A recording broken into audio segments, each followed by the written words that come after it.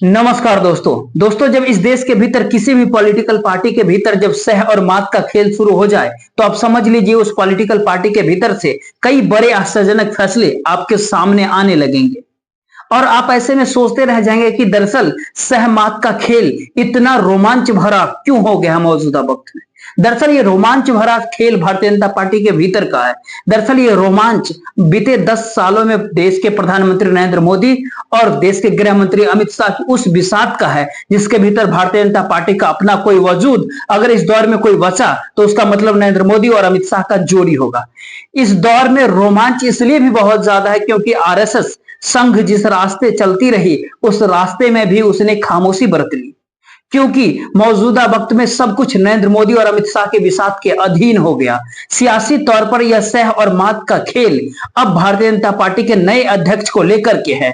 Bharatiya Janata party का नया अध्यक्ष कौन बनेगा, ये सारे सवाल मौजूदा वक्त में धीरे धीरे करके संघ परिवार को इसलिए परेशान कर रहा है क्योंकि उसका बहुत साफ मानना है कि पीढ़ी दर पीढ़ी आरएसएस से जुड़े हुए लोग, परिवार दर परिवार आरएसएस से जुड़े हुए लोग, और ऐसे में संघ से निकल करके कभी जनसंघ और कभी भारतीय जनता पार्टी के भीतर आई हुई पीढ़ियों की पीढ़ी के बीच एक सवाल मौजूदा वक्त में बहुत बड़ा है कि आने वाले समय में संघ कहां पर टिकेगा। ऐसे में भारतीय जनता पार्टी किस धारा में चलेगी। और बीते 10 सालों का सच तो यही है इस देश के भीतर का कि चुनावी जीत ही इस देश का धारा बन गई, विचारधारा बन गई, और उस आसरे जो चेहरे इस देश के भीतर चमकते हुए दिखाई पड़ने लगे वो नरेंद्र मोदी और अमित शाह का चेहरा था। इस मौजूदा वक्त में भारत देश भर की स्टेट यूनिट से लगातार दो बातचीत संघ परिवार के लोग कर रहे हैं और ये मौजूदा वक्त में इस बात को समझना भी चाह रहे हैं और समझाना भी चाह रहा है कि दरअसल भविष्य की राजनीति को लेकर के चिंतित होना पड़ेगा।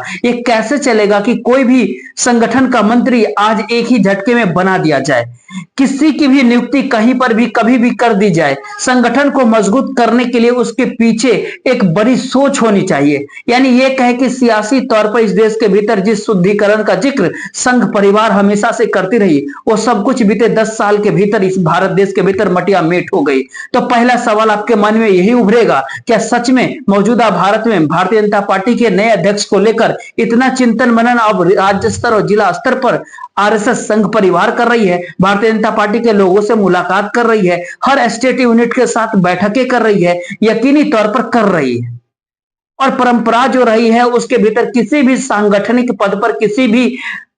व्यक्ति की नियुक्ति ऐसा ही नहीं होती है, आपको उसका नाम उजागर करना पड़ता है। उस नाम में से किसका चयन करना है ये संघ परिवार करती है, जो जमीन के ऊपर लोगों से संवाद बनाती है। और खास तौर पर मौजूदा वक्त में जैसे भारतीय जनता पार्टी सत्ता के अंदर है और सत्ता में बैठे हुए व्यक्ति सियासी तौर पर परिस्थितियों को देखती समझती है, लेकिन विचारधारा और संगठन के दृष्टिकोण से संघ परिवार को ही तय करना होता है। लेकिन मौजूदा वक्त में सब कुछ तो गायब हो गया एक झटके में, यहां तक कि संघ परिवार से जुड़े हुए जो 40 अलग अलग संगठन है उसके भीतर भी किसकी नियुक्ति कौन किस समय किसके नियुक्ति कैसे कर रहा है, उसके पीछे प्रेशर कौन ओबीसी का डाल रहा है, कौन मौजूदा भारत देश की राजनीति को साधने के लिए संघ परिवार की विचारधारा को भी नए सिरे से इस देश के भीतर मथना चाहता है। ये मौजूदा वक्त में सारे सवाल उठते रहे हैं, लेकिन पहली बार इस देश के भीतर ये एहसास संघ परिवार को भी है और भारतीय जनता परिवार को भी है, क्योंकि सामने जो कांग्रेस खड़ी है उस कांग्रेस से कहीं बड़ा कद लिए हुए कांग्रेस के नेता राहुल गांधी खड़े हैं। राहुल गांधी जिन मुद्दों को जिस तर्ज पर इस देश के भीतर उठा रहे हैं वो पूरे भारत देश के समाज को मथने के लिए तैयार बैठा है। यानी ये कहे कि कल्पना अब कभी भी भारतीय जनता पार्टी आरएसएस ने किया नहीं होगा कि कांग्रेस के नेता राहुल गांधी इस भारत देश के भीतर में जातिगत राजनीति के आश्रय एक ऐसी परिकल्पना, एक ऐसी अर्थव्यवस्था को लेकर के ऐसी परिकल्पना कर देंगे जिसके दायरे में भारतीय जनता पार्टी का पूरा हिंदुत्व एक झटके में ही इस देश में फुर्त से उड़ जाएगा। और तमाम परेशानियां धीरे धीरे किस रास्ते पर कैसे पहुंच गई, शायद मौजूदा वक्त में ये सारी बातें हैरान करने वाली इसलिए भी शायद ज्यादा है क्योंकि भारतीय जनता पार्टी के भीतर सहमत का खेल केवल संघ परिवार आरएसएस और नरेंद्र मोदी सत्ता के बीच नहीं है, बल्कि ये कहे कि ये सहमत का खेल केवल लखनऊ और दिल्ली के बीच नहीं है, यानी अमित शाह और योगी आदित्यनाथ के बीच नहीं है। ये सहमत का खेल एक ऐसी परिस्थितियों के साथ खड़े होने का है जिसके भीतर आने वाले समय में संघ भी संभल जाए, किसी भी व्यक्ति की छांव से निकल करके भारतीय जनता पार्टी अपने विस्तार को पाने की दिशा में आगे बढ़ जाए। वो छांव मौजूदा समय में नरेंद्र मोदी और अमित शाह की है और शायद वही वो हिम्मत थी जिसके भीतर जेपी नड्डा साहब जो भारतीय जनता पार्टी के भाजपा के अध्यक्ष हैं, वो इस बात को कहने से चूके नहीं कि अब हम बड़े हो गए, अब हमें संघ की जरूरत नहीं है, संघ आप अपना काम कर रहे हैं, हम अपना काम करेंगे। बीच चुनाव के भीतर जब 4 चरण चुनाव के बीत चुके थे देश में, लोकसभा चुनाव 2024 के, उस समय भारतीय जनता पार्टी के अध्यक्ष जेपी नड्डा ने जब बात कही थी तो हुई ने ये बात कहा था। वो देख समझ रहे थे कि इस देश की राजनीति में संघ को भी भारतीय जनता पार्टी या फिर भारतीय जनता पार्टी को चलाने वाले लोग मथने को तैयार है, तो फिर इन परिस्थितियों में वो क्या करे। इसीलिए जो सभा सम्मेलन हुआ जिसके भीतर संघ ने बुलाया भारतीय जनता पार्टी अध्यक्ष जेपी नड्डा को, उनके सामने ही जिन परिस्थितियों को रखा वो समय मांगते रह गए अपनी सफाई देने के लिए, किसी ने उनको पूछा तक नहीं। लेकिन आज का दौर तो ये है, आज का सवाल तो यह है कि दरअसल इस देश में मौजूदा समय में भारतीय जनता पार्टी का अध्यक्ष है कौन और अध्यक्ष कौन होगा। तरीका कहता है कि इस दौर में भारतीय जनता पार्टी अपने तौर पर कोई नियुक्ति नहीं किया है राष्ट्रीय अध्यक्ष के तौर पे। संघ ने चेता दिया, अगर अपने तौर पे आप अध्यक्ष की नियुक्ति करते हैं तो कहीं ना कहीं संघ परिवार पूरी जंग छेड़ रहा है। तो ये सवाल तो भारतीय जनता पार्टी के भीतर भी है। अगर चुनावी जीत नहीं मिली तो फिर क्या होगा। हरियाणा के विधानसभा चुनाव के बाद अगर महाराष्ट्र के विधानसभा चुनाव में अगर हार मिल गई, हालांकि हरियाणा का फैसला भी आया नहीं है, लेकिन हरियाणा के लोगों की लहर साफ बता रही है कि कांग्रेस की जीत वहां पे हो जाएगी। तो कांग्रेस अगर हरियाणा में जीत जाती है, कांग्रेस अगर महाराष्ट्र में जीत जाती है, तो ऐसे में कौन सी परिस्थिति है जिसके भीतर भारतीय जनता पार्टी का कोई भी एमएलए, एमपी या कोई नेता या कार्यकर्ता इस बात को समझ ले कि वो जिस पार्टी के साथ खड़ा है वहां पर उसकी जीत हो ही जाएगी। असल सवाल मौजूदा वक्त में अब निकल करके खड़ा हो रहा है, और इन तमाम सारे सवालों के पीछे एक बहुत बड़ा सवाल ये होता है, क्या सच में संघ ने कोई नाम इस दौर में भारतीय जनता पार्टी के राष्ट्रीय अध्यक्ष के लिए नरेंद्र मोदी और अमित शाह का उसको नाम को भेज दिया है? क्या वो नाम संजय जोशी का होता है, या फिर ये कह कि संजय जोशी को तो बाहर का रास्ता दिखाया जा चुका था 2013 में, तो फिर पहले उनकी भारतीय जनता पार्टी के भीतर एंट्री तो हो जाए। तो फिर ऐसे में भारतीय जनता पार्टी के भीतर एंट्री उनकी अभी हुई नहीं है, और संघ इस बात को चाहता है जैसे राम माधव को बाहर निकाल करके जम्मू कश्मीर चुनाव से ठीक पहले उनकी एंट्री भारतीय जनता पार्टी के भीतर हो गई, तो ऐसे में संजय जोशी की भी एंट्री भारतीय जनता पार्टी के भीतर हो जाए। लेकिन फिर मौजूदा वक्त में वही सवाल खड़ा हो जाता है कि भारतीय जनता पार्टी का नया अध्यक्ष बनेगा कौन। संघ परिवार का कहना है एक सहमति होनी चाहिए इस भारत देश के भीतर अध्यक्ष पद को लेकर के जो अलग अलग लीडरशिप राज्यों को है, और इसी भी हालत में अपने अपने तौर पर इस समय मौजूदा वक्त में कम से कम नरेंद्र मोदी और अमित शाह ये बात ना सोचे कि वह नियुक्ति कर देंगे अपने मनमानी से। उनको एक पैनल देना होगा। पैनल का मतलब ये होता है कि कम से कम 2 नाम तो आपको रखने ही पड़ेंगे। हर किसी के जहन में मौजूदा वक्त में ये सवाल है कि वो 2 नाम कौन से होंगे। संघ परिवार एक दूसरी चीज भी चाहता है, वो चाहता है कि किसी भी तरीके से अगर दशहरा के मौके तक, क्योंकि दशहरा का दिन संघ परिवार की स्थापना दिवस के तौर पर देखा जाता है और नागपुर के भीतर बहुत बड़ा भव्य कार्यक्रम होता है, तो जरा आप सोच के देखिए कि भारतीय जनता पार्टी के राष्ट्रीय अध्यक्ष, नया अध्यक्ष नियुक्त होगा उस दिन दशहरा के समय पे नागपुर के भीतर जब सरसंघचालक भाषण देते आएंगे तो उस समय नया भारतीय जनता पार्टी का अध्यक्ष उनके साथ में होगा। इससे बेहतरीन क्या हो सकता है। तो कौन सा चेहरा और कौन सी वक्त शायद मौजूदा समय में नई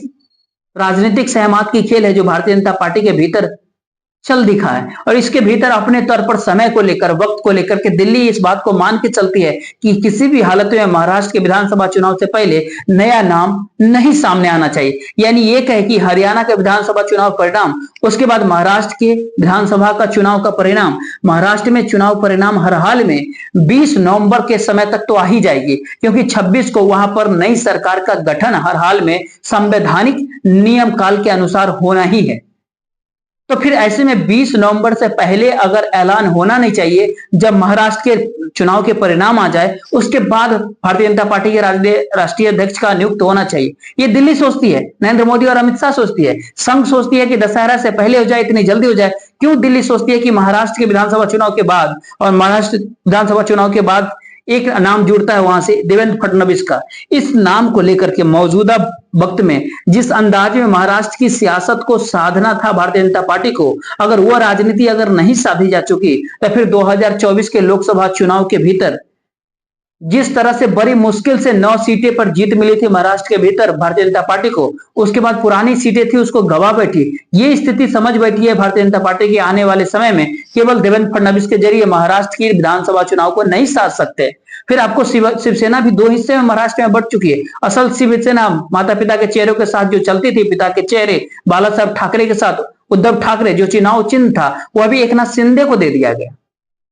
तो सियासी तौर पर राजनीतिक का आखिरी हिस्सा दरअसल महाराष्ट्र के उस महाभारत के भीतर होगा जिसका चुनाव का ऐलान चुनाव आयोग, इलेक्शन कमीशन कभी भी जारी कर सकता है। वह भी दिल्ली की रणनीति के हिसाब से ही तय होगा कि 8 अक्टूबर से पहले कर दिया जाए या फिर 8 अक्टूबर के बाद किया जाए। यानी ये कहे कि हरियाणा के चुनाव परिणाम के पहले कर दिया जाए महाराष्ट्र के विधानसभा चुनाव का ऐलान, या फिर बाद में किया जाए। इसका बहुत साफ मतलब है, अगर महाराष्ट्र में चुनावी हार भारतीय जनता पार्टी को मौजूदा वक्त में मिलती है, यानी जिस बिसात को महाराष्ट्र के भीतर अगर बिछा रही है, अगर वो भारतीय जनता पार्टी के अनुकूल नहीं बैठा महाराष्ट्र के विधानसभा चुनाव में, तो ऐसे में देवेंद्र फडणवीस सबसे करीबी, सबसे लायक, सबसे युवा महाराष्ट्र के भीतर नेता के तौर पर भारतीय जनता पार्टी के भीतर है। और दिल्ली के करीब इस लिहाज से भी है कि महाराष्ट्र की राजनीति के भीतर नितिन गडकरी के समानांतर ही देवेंद्र फडणवीस खड़े नहीं हुए, बल्कि ये कहे कि सियासत को साधा, दो राजनीतिक दलों को तोड़ने में बड़ी हिस्सेदारी, बड़ी भूमिका निभाई और सियासी तौर पर दिल्ली ने जो चाहा उसको उस रूप में महाराष्ट्र के भीतर रख करके दिया। और इस दौर में समझ के लिहाज से कहे या फिर सियासी एजुकेशन, राजनीतिक एजुकेशन के हिसाब से महाराष्ट्र के भीतर देवेंद्र फडणवीस फिट बैठते हैं। तो क्या देवेंद्र फडणवीस का पहला नाम होता है उस पैनल के भीतर जो केंद्र को, यानी दिल्ली को, यानी नरेंद्र मोदी शाह को आरएसएस के सामने पहुंचाना है? तो ऐसे में देवेंद्र फडणवीस के एक नाम पर सहमति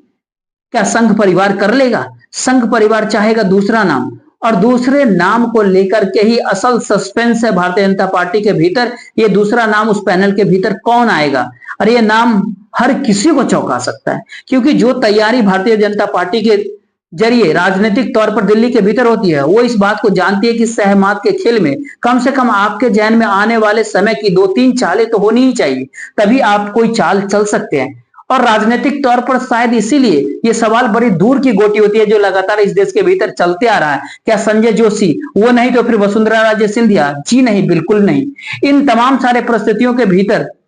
आप देखेंगे कि देवेंद्र फडणवीस महाराष्ट्रियन ब्राह्मण के लिहाज से फिट बैठते हैं कि वह भारतीय जनता पार्टी के अध्यक्ष हो जाए।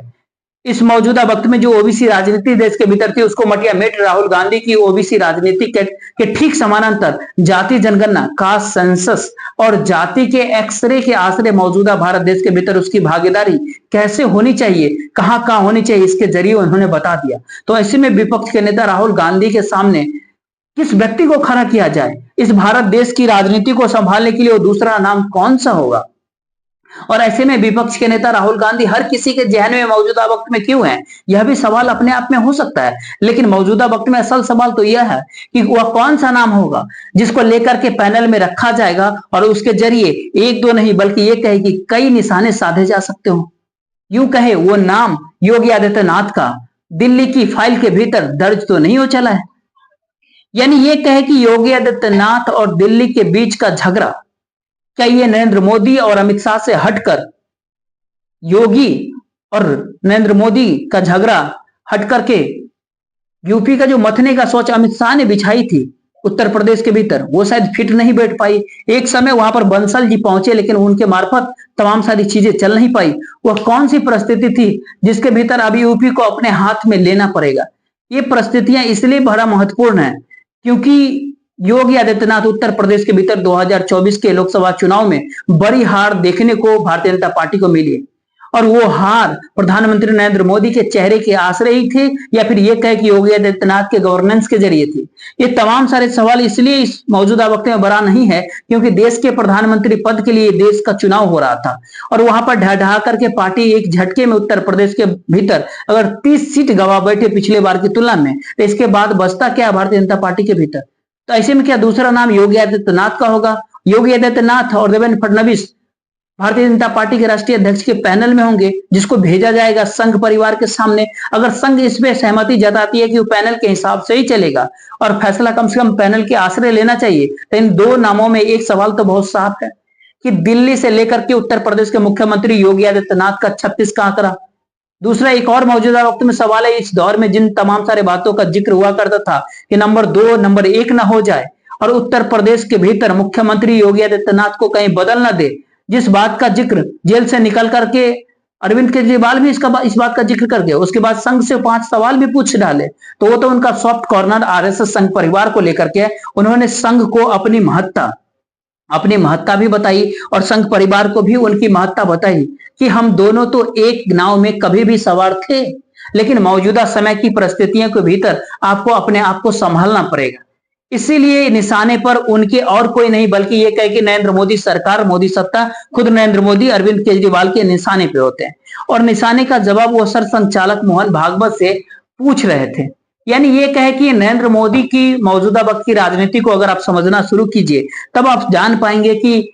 आरएसएस नरेंद्र मोदी काल में हाशिए पर चला गया। उस हाशिए से निकालकर मुख्य धारा में लाने का काम या फिर अरविंद केजरीवाल ने पहली बार खुले मंच से कर दिया था। और वहीं एक और सवाल है कि क्या उत्तर प्रदेश के मुख्यमंत्री योगी आदित्यनाथ का इस पैनल में नाम शामिल करके एक साथ कई निशाने साधने की स्थिति में दिल्ली सरकार, यानी यूं कहे कि नरेंद्र मोदी और अमित शाह करके खड़ी हो गई, खुद संघ परिवार के लिए बड़ा मुश्किल सवाल होगा। क्या सच में अगर सियासी सत्ता अगर नरेंद्र मोदी और अमित शाह के पास है, अध्यक्ष पद योगी आदित्यनाथ के पास है, तो क्या योगी आदित्यनाथ संगठन को मत पाएंगे मौजूदा वक्त में, जो सियासी तौर पर पहचान उत्तर प्रदेश के भीतर इनकाउंटर से बात शुरू होकर के बुलडोजर तक पहुंची है, गवर्नेंस के तौर तरीके सुरक्षा देने से लिहाज से चले हैं। यानी ये कहे कि आर्थिक परिस्थितियों के आश्रय कोई बहुत बड़ा काम हुआ नहीं है, बेरोजगारी के दृष्टिकोण से रोजगार मिलने शुरू हुए नहीं है। ऐसे में सामाजिक टकराव इन तमाम बातों के बीच सियासी तौर पर अखिलेश यादव का लगातार आगे बढ़ना, बनारस के भीतर नरेंद्र मोदी का कम वोटों से जीतना, अयोध्या के भीतर हार जाना भारतीय जनता पार्टी का 2024 के लोकसभा चुनाव में, ये तमाम सारे सवाल ऐसे हैं जिसके भीतर पास है या फिर फेल है। ये रैंकिंग तो दिल्ली दरबार ही कर सकती है। लेकिन सवाल मौजूदा वक्त में यह है कि सच में भारतीय जनता पार्टी के नए अध्यक्ष के तौर पर इस पैनल के भीतर योगी आदित्यनाथ और देवेंद्र फडणवीस का नाम शामिल होगा।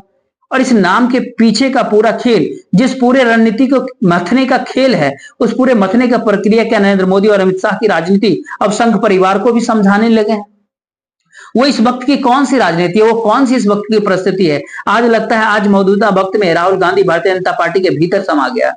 और विपक्ष के नेता राहुल गांधी के द्वारा उठाए गए सवालों को लेकर के अब भारतीय जनता पार्टी और संघ परिवार के सामने यह चुनौती है कि विपक्ष के नेता राहुल को लेकर के कैसे काउंटर करे। आज ही हरियाणा के भीतर एक भाषण देखिए, या तो गृह मंत्री अमित शाह का हो या भारतीय जनता पार्टी का अध्यक्ष जेपी नड्डा का है। दोनों के भाषणों के भीतर आपको केवल और केवल विपक्ष के नेता राहुल गांधी आपको सुनाई पड़ेंगे, क्योंकि राहुल गांधी से हट करके कोई खेल करे, कोई भाषण के जरिए कुछ बात कहे तो ये बच ही नहीं पाता है। देखिए क्या कहते हैं राहुल बाबा जो है कांग्रेस के, जानते हो ना जरा, अरे जानते हो या नहीं जानते हो? ये राहुल बाबा ये झूठ बोलने का मशीन। मैं राहुल गांधी जी को बता देना चाहता हूं कि आरक्षण था, है और सदा रहेगा, कोई उस पर हाथ नहीं लगा सकता, ये हमको ध्यान में रखना है। जब कांग्रेस के नेता राहुल के नाम लिए बगैर इस देश में राजनीति की नहीं जा सकती होते, एक मैसेज तो बहुत साफ है। सियासी तौर पर भारतीय जनता पार्टी और संघ को निशाने पर लेने वाले राहुल गांधी इस समय उस राजनीति के केंद्र में आकर के खड़े हो चले हैं, जहां पर आप राहुल गांधी के ऊपर निशाना अगर नहीं साधेंगे तो फिर आपकी राजनीति धरी की धरी वहीं की वहीं रह जाएगी। यानी ये कहे कि संघ परिवार के सामने 2-3 सवाल नए भारतीय जनता पार्टी के राष्ट्रीय अध्यक्ष को लेकर के, हरियाणा विधानसभा चुनाव के परिणाम के बाद की परिस्थितियों को लेकर के, भविष्य में भारतीय जनता पार्टी और संघ परिवार की राजनीतिक रणनीति विचारधारा कैसे आगे चले, इन तमाम सारे बातों को लेकर के सवाल होता है। किसी भी हाल में मौजूदा भारत में भारतीय जनता पार्टी को उस परछाई से मुक्ति पानी है जो नरेंद्र मोदी और अमित शाह की परछाई तले बीते 10 साल में भारतीय जनता पार्टी का अस्तित्व खत्म हो गया। स्थिति इतनी भयावह हो गई कि संगठन तो दूर की गोटी है, कैबिनेट मिनिस्टर तक जो नरेंद्र मोदी मंत्रालय के भीतर है उनकी कोई महत्ता मौजूदा वक्त में बची नहीं है। जिसको चाहा उसको संसदीय बोर्ड के भीतर मिल रहा है, जिसको जहां चाहा वहां निकाल दिया, सब कुछ संघ परिवार के सामने है। जिसको चाहा राज्य का मुख्यमंत्री बना दिया, जिसको चाहा राज्य के मुख्यमंत्री पद से एक झटके में हटा दिया, यह भी संघ परिवार के सामने है। यानी ये कहे कि पहला सवाल मौजूदा वक्त में यह है कि मुक्ति चाहिए भारतीय जनता पार्टी के विस्तार के लिए, और अध्यक्ष पद ऐसा चाहिए जो इस दौर में नरेंद्र मोदी और अमित शाह को से टकराने के लिए हमेशा तैयार हो। और इस दौर में योगी आदित्यनाथ की पहचान टकराने की तो रही है, क्योंकि तमाम राज्यों के मुख्यमंत्री बदले गए, लेकिन योगी आदित्यनाथ को दिल्ली छू तक नहीं पाई। संघ परिवार पीछे खड़ा था। योगी आदित्यनाथ खुद टस से मस अपने कुर्सी से नहीं थे। भगवा वस्त्र पहने और जिस लिहाज से वह मुख्यमंत्री बने, वह भी इस भारत देश के भीतर में एक अपने तरह की मिसाल है। तो क्या पहली बार अध्यक्ष के तौर पर इस तरीके से उनकी मौजूदगी भारतीय जनता पार्टी के राष्ट्रीय अध्यक्ष के तौर पर क्या वैसी ही होगी जो संघ परिवार के भीतर गुरु गोलवलकर की होती थी? ये सवाल मौजूदा वक्त में कोई और नहीं उठा रहा है। जो चाहते हैं कि योगी आदित्यनाथ राष्ट्रीय अध्यक्ष बन जाए भारतीय जनता पार्टी के और उत्तर प्रदेश की राजनीति को खाली कर दे, यानी ये कहे कि सियासी तौर पर उत्तर प्रदेश को मथने की जरूरत है, न कि संघ और भारतीय जनता पार्टी की सोच के हिसाब से सियासत साधने की जरूरत है, यानी ये कहे कि ये सोच भी दिल्ली दरबार के भीतर है, यूं कहे नरेंद्र मोदी और अमित शाह के भीतर है। ये मिजाज सियासी तौर पर इससे पहले कभी भी नहीं था। यानी यहाँ पर एक सवाल पहले भारतीय जनता पार्टी की होती है, उसका विस्तार, दूसरा वो व्यक्ति जो सीधे तौर पर नरेंद्र मोदी और अमित शाह की परछाई से दूर अपने आप के अस्तित्व के आशय भारतीय जनता पार्टी को नए सिरे से खड़ा करने के लिए ताकतवर शैली के साथ उभरता हो। और वही अंतिम सवाल जो सबसे काफी महत्वपूर्ण होता है कि 2009 के भीतर जब लाल कृष्ण आडवाणी को प्रधानमंत्री नरेंद्र मोदी के सामने प्रधानमंत्री पद के लिए उनको लाया गया था, उस समय सबसे कमजोर स्थिति में थी भारतीय जनता पार्टी। 2004 में साइनिंग इंडिया की हार के बाद 2009 में आडवाणी बन तो गए। उस दौर में सलाह देने के लिए स्वतंत्र कुलकर्णी मुंबई से दिल्ली पहुंच गए थे। मथा जा रहा था पूरी भारतीय जनता पार्टी की राजनीति को, तमाम परिस्थितियों को देखा जा रहा था। उस दौर को याद कीजिएगा तो जो नेता नहीं है इस दौर में, उसमें सुषमा स्वराज का भी नाम लीजिए, अरुण जेटली साहब का नाम लीजिए, यहां तक कि नरेंद्र मोदी का भी उसमें नाम शामिल कर लीजिए, जो गुजरात के भीतर बैठे थे। वो समझ बैठे थे कि 2007 की जीत के बाद वो इस बात को चाहते थे, जब उनको मौत का सौदागर का जब जिक्र हुआ था उसके बाद वही चाहते थे वही प्रधानमंत्री पद के दावेदार 2009 के भीतर हो जाए। कॉर्पोरेट को इकट्ठा कर चुके थे वाइब्रेंट गुजरात के जरिए, लेकिन तमाम बातों के बीच उनकी रणनीति वहां पर थम गई, क्योंकि वह इस बात को जान गए कि इस समय में मनमोहन सिंह जो अमेरिका के साथ खड़े थे, न्यूक्लियर डील के साथ खड़े थे, दुनिया के भीतर रिसेशन थी, लेकिन भारत देश ने अपने ऊपर जब उस इकोनॉमी के लिहाज से मनमोहन सिंह और कांग्रेस की जीत तय होती है, जो जीत हुई भी 2009 के भीतर, उस समय की परिस्थितियों को जरा आप याद कीजिएगा तो आडवाणी जी एक हारे हुए नेता के तौर पर 2009 के भीतर प्रधानमंत्री पद के उम्मीदवार इस देश के भीतर भारतीय जनता पार्टी के बने। जब 2024 में आइएगा तो इस दौर में सारा जादू नरेंद्र दामोदर दास मोदी का खत्म हो गया, जो हरियाणा के चुनाव परिणाम और महाराष्ट्र के विधानसभा चुनाव परिणाम बता देगा।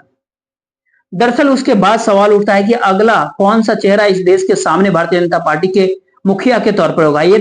लड़ाई दिल्ली और लखनऊ के बीच भर की नहीं है, ये आने वाले समय में उस दिशा में ये लड़ाई आगे जाएगी, जहां पर आरएसएस से भी मुक्ति तो चाहिए होगी उस नेता की, जो इस बात को समझता होगा कि सियासी तौर पर अगर खड़े होना है तो फिर विपक्ष के नेता राहुल गांधी के सामने तो इस तरफ पे खड़ा होना पड़ेगा जहां पर वो ये बता पाए, जहां पर उनका अपना नया विजन क्या है।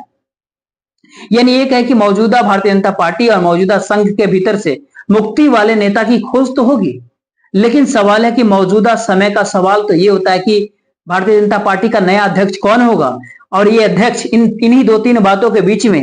भारतीय जनता पार्टी के भविष्य को देखते हुए योगी आदित्यनाथ की दिशा में इसलिए क्या ले जाता है, क्योंकि ये मौजूदा सियासत के भीतर नरेंद्र मोदी और अमित शाह की राजनीति को एक विस्तार देता है, एक राहत देता है, एक रियायत देता है, और राहत के रियायत की सांस इस दौर में ले सकता है। ये हो सकता है मौजूदा वक्त में। यानी जो तमाम सारे सवाल संघ परिवार चाहता है, उस तमाम सारे सवाल का जवाब पैनल के जरिए दिल्ली के भीतर बैठी हुई नरेंद्र मोदी की सत्ता देने को तैयार है, और टकराने की जरूरत नहीं है, बल्कि यह बात कहने को तैयार है कि हमने तो नाम आपको दे दिया, अब आप पसंद इसमें से कर लीजिए। यानी दोनों परिस्थितियों के भीतर दिल्ली की सत्ता की जीत है, सियासी तौर पर और भारतीय जनता पार्टी को लेकर के भी। यहां पर एक बात अपने जहन में जरूर रखिएगा, मौजूदा वक्त में भारतीय जनता पार्टी की पूंजी संपत्ति, जो कुछ भी पैसा जिस रूप में भी फंडिंग है, उसकी कमान किसी भी दूसरे नेता के हाथ में नहीं है। वो कमान सीधे तौर पर नरेंद्र मोदी और अमित शाह और उनके इर्द गिर्द के जो लोग हैं उनके हाथों में ही है। और कोई भी पॉलिटिकल पार्टी मौजूदा वक्त में बिना पैसे की चल नहीं पाती है, और पैसों को लेकर के जहां आप आश्रित हुए वहां पर आप काफी मुश्किल में पड़ जाएंगे। यह परिस्थिति नोटबंदी के बाद इस भारत देश के भीतर तमाम पॉलिटिकल पार्टी ने देखी, खासतौर पर छत्रकों ने इन बातों को महसूस तो कर ही लिया, लेकिन अंत में एक सवाल यह होता है कि दो नामों के आश्रय दिल्ली की सत्ता